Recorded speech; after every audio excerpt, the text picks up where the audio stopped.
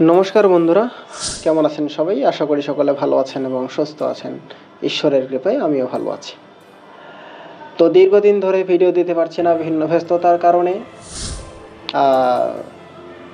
আমার যে সংস্কৃত শুদ্ধ উচ্চারণের যে প্লেলিস্টটি রয়েছে, সেই প্লেলিস্টের যে অন্তিম ভিডিও দিয়েছিলাম আমি সকারের উচ্চারণ নিয়ে, 3টে যে সকার আছে তালব্যসা, মূর্ধাস্যা, দন্তস্যা, এদের উচ্চারণ নিয়ে যে আমি ভিডিওটি বানিয়েছিলাম, সেই ভিডিওর প্রায় 6 মাস পরে এই ভিডিওটি বানাচ্ছি।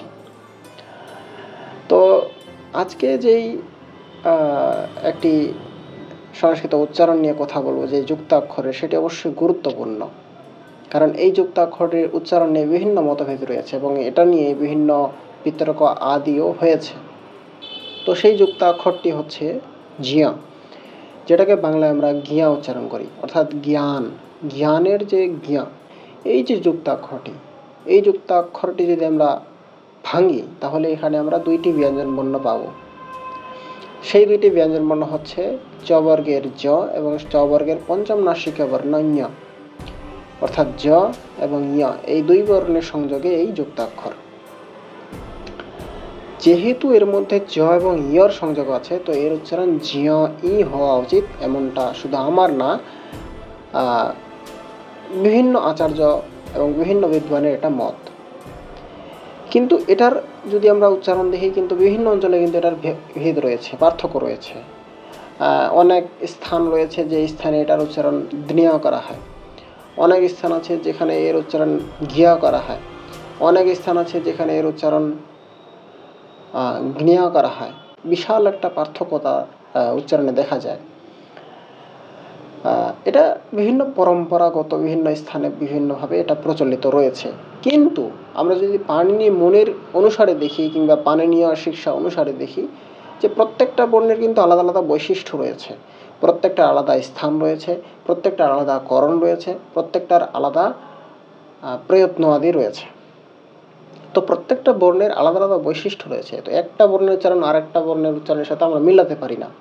অর্থাৎ আছে যেখানে জ এবং ইয়র সংযোগ, সেখানে গকারের উচ্চারণ অর্থাৎ কণ্ঠবর্ণের উচ্চারণ আমরা কি করে করতে পারি? চ বর্গের অর্থাৎ ইচু এষা তালব্যাহা, তালু স্থানীয় বর্ণ জ, তো এই জ বর্ণের সাথে ইয় যুক্ত আছে, এটাও তালু বর্ণের, জ এবং ইয়, জিয়া। কিন্তু আমরা যে ঘিয়া উচ্চারণ করছি, এটা তো গকার হচ্ছে আপনার ক বর্গের, ক খ গ ঘ ঙ, তো অকুহ বিসর্জন ইহা কণ্ঠ্যাহা, গকার হচ্ছে আপনার কণ্ঠস্থানীয়। তাহলে এটা আমরা করতে পারি না, কারণ প্রত্যেকটা আলাদা আলাদা বৈশিষ্ট্য রয়েছে। আমরা যেখানে জকার এবং ইয়কারের সংযোগে যে যুক্তাক্ষরটি রয়েছে, সেই যুক্তাক্ষরকে আমরা গকারের উচ্চারণ আনতে পারি না, সেই করতে পারি না। অর্থাৎ এর শুদ্ধ উচ্চারণ এটাই হবে, যথারূপ এর মধ্যে জকার এবং ইয়কারের সংযোগ থাকার কারণে জ, ইয়, জিয়া, অর্থাৎ যেটা আমরা জ্ঞান বলি, সেটাকে এখানে শুদ্ধভাবে বলতে হবে জিয়ান। যেটাকে আমরা বিজ্ঞান বলি, সেটাকে বলতে হবে বিজ্ঞান। যেটাকে আমরা যজ্ঞা বলি, সেটাকে এখানে বলতে হবে যজ্ঞিয়া। তো এটা হচ্ছে এর শুদ্ধ উচ্চারণ। আশা করি সকলে বুঝতে পেরেছেন এবং ভিডিওটি ইনফরমেটিভ মনে হয়েছে, তথ্যপূর্ণ মনে হয়েছে। তো অবশ্যই যদি ভিডিওটি ভালো লাগে, তাহলে একটি সুন্দর কমেন্ট করে যাবেন। আপনার একটি কমেন্ট আমাকে উদ্বুদ্ধ করবে এবং আমি প্রেরণা প্রাপ্ত করব। অসংখ্য ধন্যবাদ। ওম শান্তি।